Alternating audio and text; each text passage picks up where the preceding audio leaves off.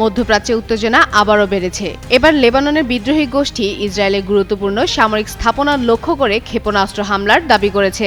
এতে নতুন করে সংঘাত বিস্তারের আশঙ্কা দেখা দিয়েছে।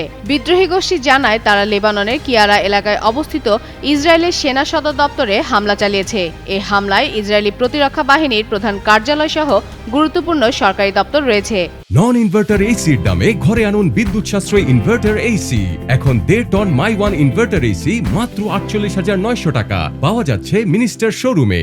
তাছাড়া তেল আবিবের উত্তরে একটি সামরিক গোয়েন্দা স্থাপনাও লক্ষ্যবস্তু ছিল বলে দাবি করা হয়। স্থানীয় সময় বুধবার দিবাগত রাত 1:10 এই হামলা চালানো হয় বলে বিদ্রোহী গোষ্ঠী তাদের টেলিগ্রাম চ্যানেলে দেওয়া এক বিবৃতিতে জানিয়েছে। তবে ইসরায়েলি সেনাবাহিনী জানিয়েছে ছোড়া সব ক্ষেপণাস্ত্র প্রতিহত করা হয়েছে। সরাসরি হতাহতের ঘটনা ঘটেনি, তবে আশ্রয় নিতে গিয়ে একজন নারী আহত হয়েছেন এবং আরও কয়েকজন সামান্য আহত হন। এদিকে দক্ষিণ লেবাননে দুই পক্ষের মধ্যে সংঘর্ষ অব্যাহত রয়েছে।